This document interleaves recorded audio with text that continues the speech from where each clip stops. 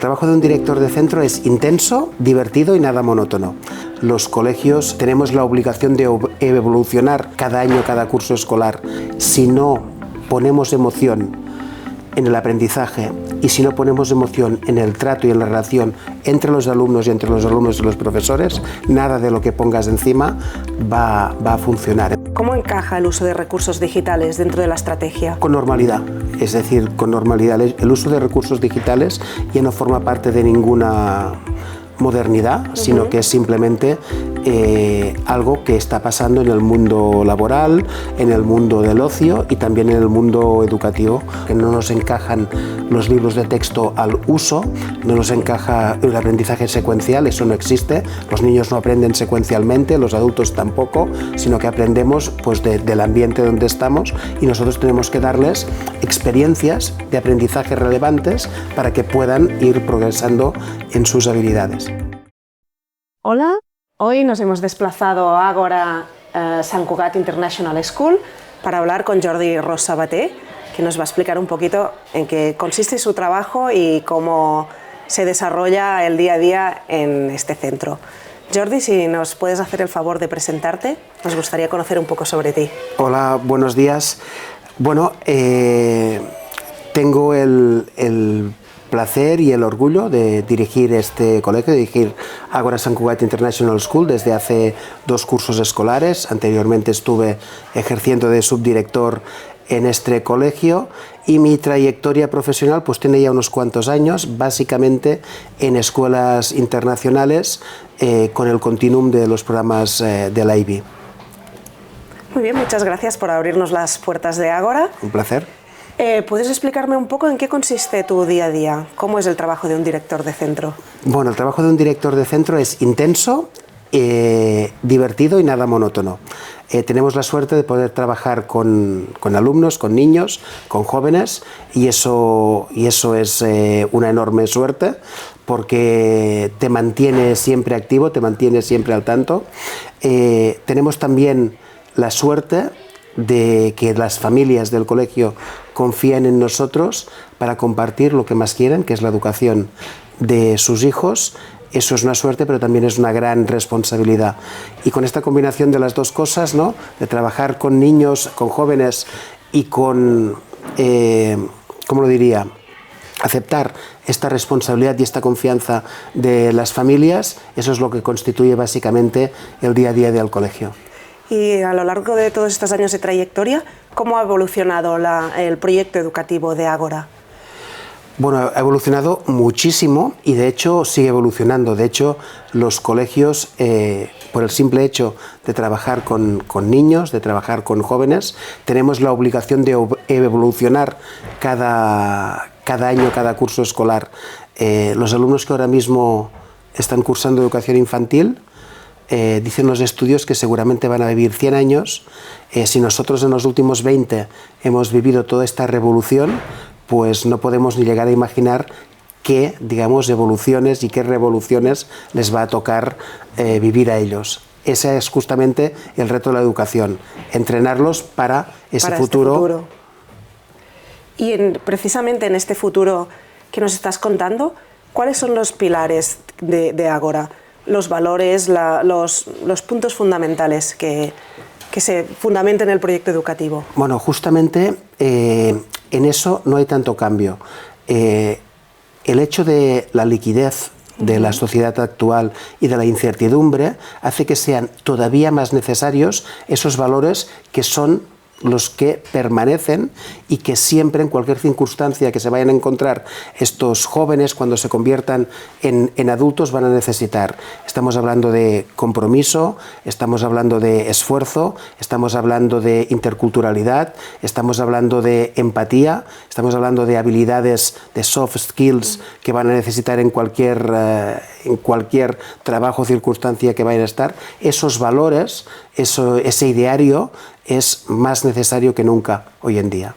Precisamente comentabas las competencias, es uno de los elementos clave.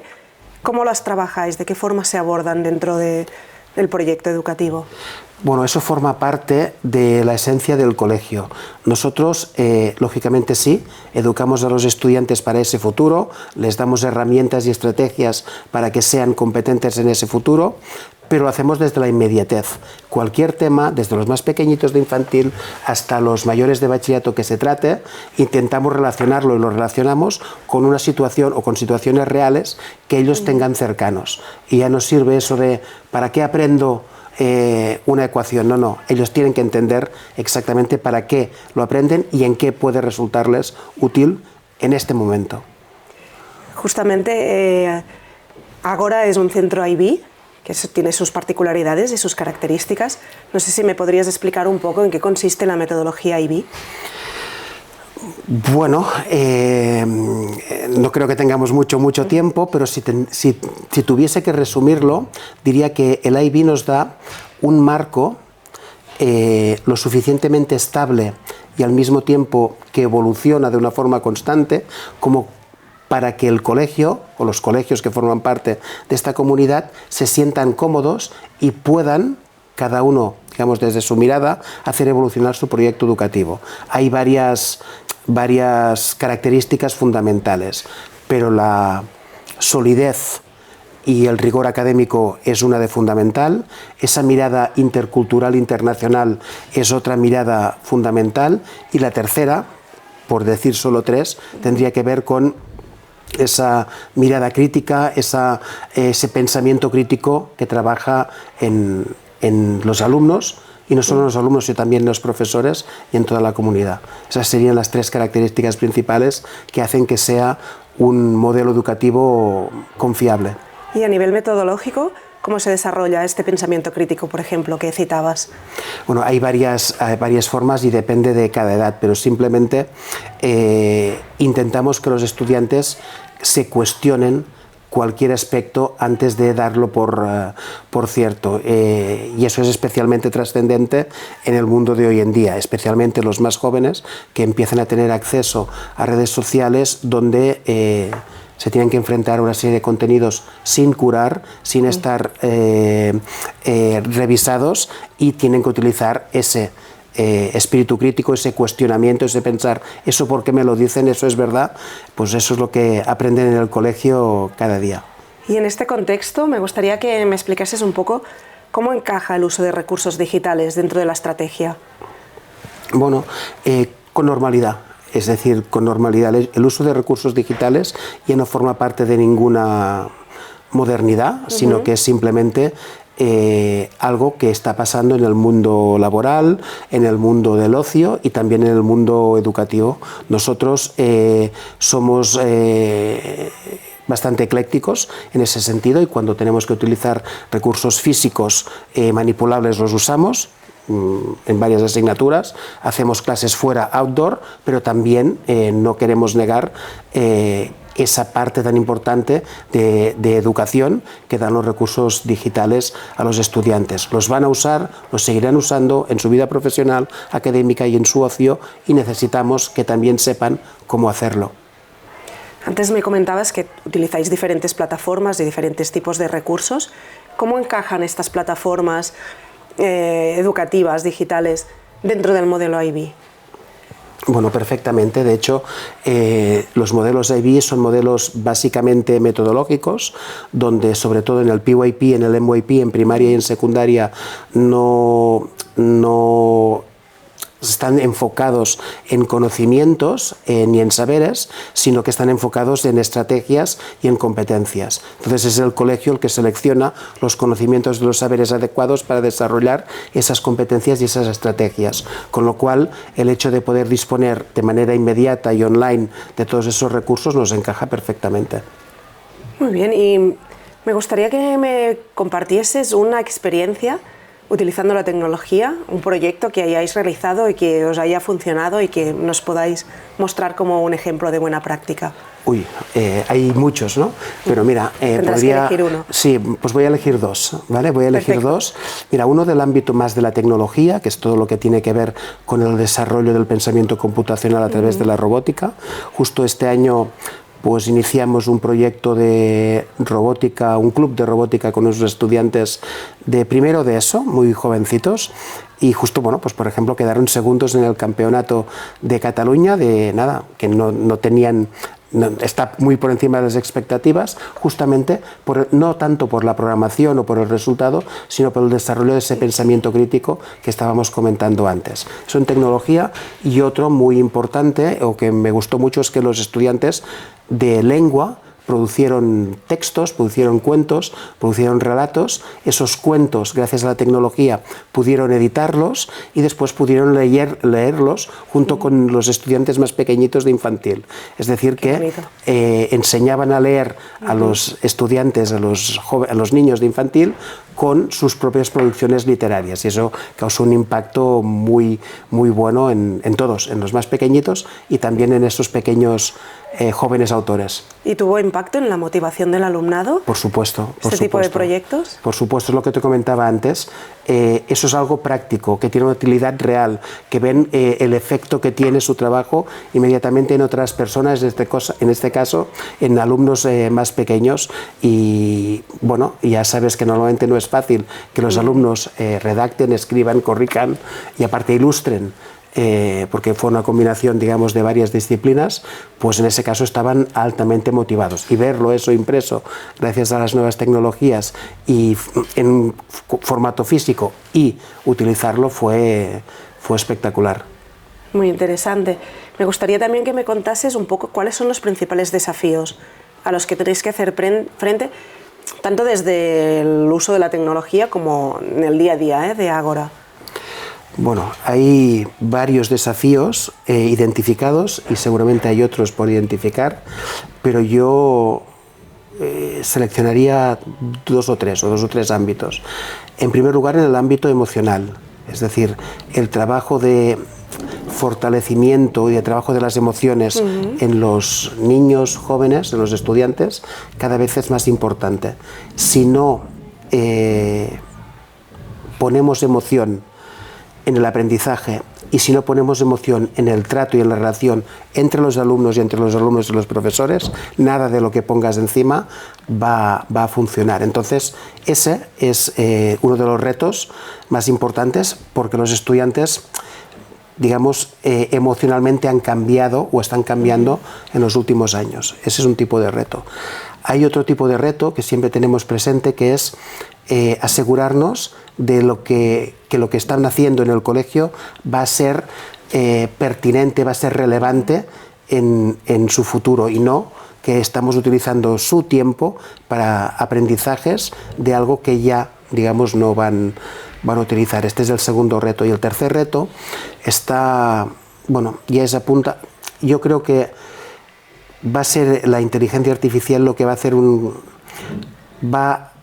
va a darnos ahora sí un cambio de paradigma, más allá del uso de la tecnología que hemos hecho ahora, que muchas veces ese cambio de paradigma no se ha producido, sino simplemente que se utilizan herramientas y materiales mejores para hacer algo parecido. Ahora sí que con la inteligencia artificial los estudiantes van a tener un mentor o un consultor que les dé o que les explique en tiempo real, cuando lo quieran, 7 días a la semana, 24 horas al día, los contenidos que necesitan, y va a ser el profesor, el maestro, el que va a tener que cambiar su rol, va a tener que enfocarlo más, lo que te decía al principio, a los aspectos más emocionales, a los aspectos más de motivación, para que sea el alumno que vaya progresando. Y los aspectos más mecánicos, correcciones de test, feedbacks, todo eso seguramente la tecnología nos va a ayudar. Por tanto, aquí hay un cambio de paradigma clarísimo. Sí. En los próximos 2 o 3 años, yo no creo que este es el horizonte que tenemos. ¿Y cómo encaja el profesorado todo este cambio de paradigma? Bueno, pienso a nivel personal y también a nivel de formación del profesorado, ¿no? ¿Cuáles son las necesidades? Bueno, yo creo que es muy importante que el profesorado no sienta que la tecnología le va a reemplazar, sino que sienta que la tecnología va a poder hacer que se enfoque en aquellos aspectos que van a ser más relevantes de atención con el alumno. Es simplemente un cambio de rol o un foco más en el rol, digamos, más emocional. Estamos hablando de un profesor modelo Sherpa, ¿no?, que esté apoyando y conduciendo al alumno hasta sus objetivos. Yo creo que está mejorando o va a mejorar la tarea del profesor y la va a dignificar mucho más. ¿Y cómo lo viven los profesores aquí en Ágora? Bueno, es un reto, los cambios siempre suponen un reto, y más cuando son cambios que no son internos, ¿no? Sino que son cambios que se producen en la sociedad, pero eso es algo que los profesores siempre han tenido que hacer a lo largo del tiempo. Lo que pasa es que la evolución cada vez es más rápida, y ahora si te quedas atrás 2 años, a lo mejor miras atrás o miras adelante y están muy lejos. Sí, sí, ha cambiado todo muy deprisa. Bueno, de hecho estamos trabajando para el futuro, estamos trabajando para los niños y para los jóvenes. Es nuestra obligación estar ahí para digamos, prepararles para ese futuro. No, y además tú ya has dicho, ¿no?, que has visto también han cambiado, ¿no?, los niños desde hace años a ahora, su forma de ser, su perspectiva de futuro, todo esto también ha cambiado. Bueno, yo no diría tanto que han cambiado los niños, que sí, lo han hecho, sino que como ha cambiado la sociedad, ha cambiado el tiempo que disponen los padres para atenderlos, han cambiado los horarios, han cambiado la forma de entender el ocio, han cambiado también las formas en las que nos relacionamos del alumno. Los niños simplemente lo que hacen es adaptarse a este nuevo contexto. Y aquí también entran las familias, ¿no? Justo ahora hemos terminado las preinscripciones. ¿Cómo trabajáis con las familias? ¿Cómo es presentar este proyecto educativo a las familias? Bueno, las familias es difícil generalizar, ¿no? Y más en un colegio donde tenemos familias de más de 60 países distintos, con culturas distintas y por tanto con ciertas expectativas distintas. Pero el hecho de darles ese marco común, digamos, lo suficientemente estable y lo suficientemente flexible para que nos sentamos todos cómodos, eso les da seguridad. Y las familias lo que necesitan es certidumbre, es decir, que están en un centro, en un colegio, donde van a intentar sacar lo mejor de sus hijos. Esta confianza, pues la puedes explicar, pero sobre todo te la ganas en el día a día. Muy bien, yo solo ya ahora para terminar, me gustaría que me explicases cómo se equilibra esta innovación que me contabas, ¿no?, el trabajar con la innovación y garantizar esta educación sólida y bien fundamentada. Bueno, no es que se tenga que compatibilizar, es que de hecho es indisoluble. No puedes dar una formación sólida sin una cierta parte de innovación. En los colegios tenemos que, lógicamente, partir de una base estable, saber dónde queremos ir, pero tenemos que avanzar y dar pasos decididos hacia lo que creemos que va a ser las necesidades de nuestros alumnos. La innovación entendida no como una ocurrencia, ¿no?, que cualquier novedad de las que nos venden en cualquier sitio tengamos que adoptarla. Innovación con datos, que realmente tenga un impacto importante en el aprendizaje de los alumnos, o que tenga un impacto importante en, digamos, en el bienestar tanto de profesores como de alumnos a la hora de realizar las tareas. Es decir, hay que medir las innovaciones en datos, y lo serán si los resultados así nos lo confirman. Muy bien, pues ahora ya sí, la última pregunta es, nosotros venimos de Aula Planeta, así que nos gustaría que nos dijeses un poco qué te ha llevado a confiar en el proyecto Aula Planeta. Bueno, Aula Planeta nos ha dado tiene ciertas características que nos encajan perfectamente. Por un lado es contenido curado. Por otro lado, no es un libro de texto secuencial, y donde tengas que empezar por la unidad 1 y vayas hasta la 10, sino que ese contenido curado de varias disciplinas está siempre al alcance del profesor para que lo pueda, digamos, utilizar en sus unidades didácticas, en sus planificadores, para programar el aprendizaje de los estudiantes. Eso para nosotros era fundamental, porque no nos encajan los libros de texto al uso, no nos encaja el aprendizaje secuencial, eso no existe. Los niños no aprenden secuencialmente, los adultos tampoco, sino que aprendemos pues del ambiente donde estamos, y nosotros tenemos que darles experiencias de aprendizaje relevantes para que puedan ir progresando en sus habilidades. Y por otro lado, la tercera característica, que para mí es muy importante, es ese acompañamiento que desde Aula Planeta se hace siempre al colegio para apoyar a los docentes. Eso es fundamental también. Pues muchas gracias, Jordi, por habernos invitado a venirte a visitar, y bueno, pues estamos encantados de haber charlado contigo. Ha sido un placer, muchas gracias a vosotros. Pues hasta pronto.